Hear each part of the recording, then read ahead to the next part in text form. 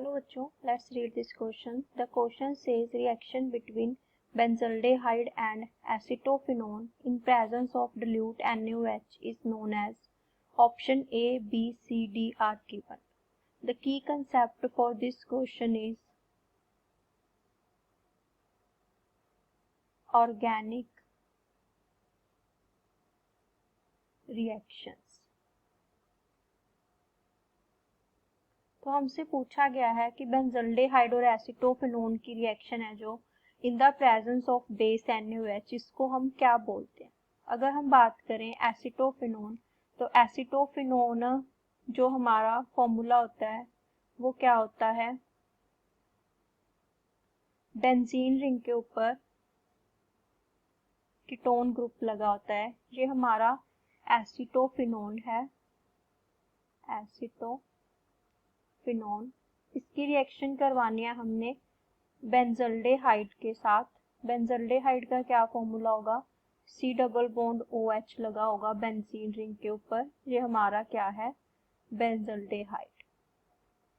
और इसकी रिएक्शन करवानी है हमने किसकी प्रेजेंस में, बेस की प्रेजेंस में. जो बेस है हमारा वो क्या है, डाइल्यूट NaOH. अगर हम एसीटोफेनोन को देखें तो एसीटोफेनोन में जो हमारे पास ये कार्बोनिल कार्बन है, इसके पास दो अल्फा हाइड्रोजन्स हैं. एक तो ये अल्फा हाइड्रोजन है और एक ये अल्फा कार्बन्स हैं. एक ये वाला अल्फा कार्बन है और एक ये वाला अल्फा कार्बन है. इस अल्फा कार्बन के पास तो हमारे पास इस अल्फा कार्बन के पास तो हाइड्रोजन बॉन्ड प्रेजेंट है.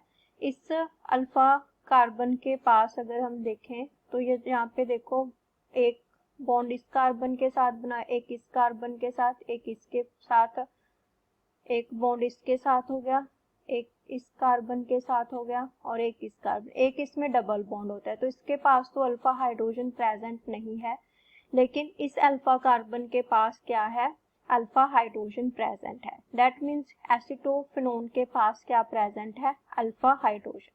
लेकिन अगर हम बेंजल्डेहाइड की बात करें तो बेंजल्डेहाइड में जो हमारे पास कार्बन है कार्बोनिल कंपाउंड का, उसके पास यही एक अल्फा कार्बन प्रेजेंट है. तो इसका एक बॉन्ड इस कार्बन के साथ है, इस कार्बन के साथ है, इस कार्बन के साथ, और एक इसका यहाँ पे डबल बॉन्ड बना हुआ है यहाँ पे. तो इसका मतलब इसके पास अल्फा हाइड्रोजन प्रेजेंट नहीं है. अल्फा कार्बन तो है लेकिन अल्फा हाइड्रोजन इसके पास प्रेजेंट नहीं है. लेकिन हमारे पास एक कंपाउंड है जिसके पास अल्फा हाइड्रोजन प्रेजेंट है.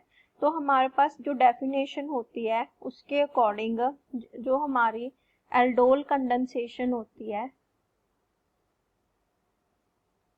उसकी रिक्वायरमेंट होती है कि हमारे एक कंपाउंड के पास अल्फा हाइड्रोजन प्रेजेंट होना चाहिए. तो जो एल्डोल कंडेंसेशन होती है वो क्या कहती है हमारे पास, it occurs in aldehydes having alpha hydrogen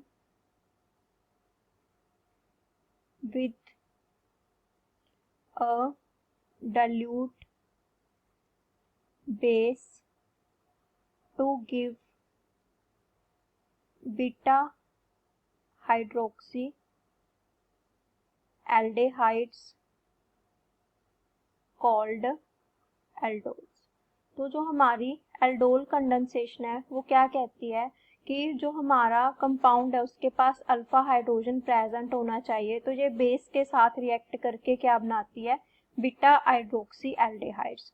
अगर हमारे पास ये दोनों सेम कंपाउंड्स प्रेजेंट होते हैं, जैसे दोनों बेंजल्डेहाइड या दोनों एसीटोफेनोन, तो ये एल्डोल कंडेंसेशन है बनती. लेकिन हमारे पास दोनों डिफरेंट है, एक एसीटोफेनोन है, एक बेंजल्डेहाइड है.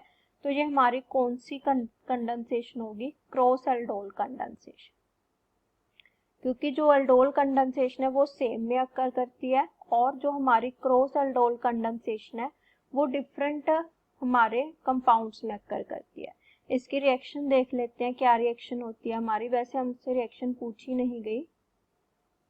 C double bond O CH3 acetophenone reacts with the benzaldehyde to give beta hydroxy aldehyde, तो इसमें हमारे पास क्या बनेगा, ये हमारा C6H5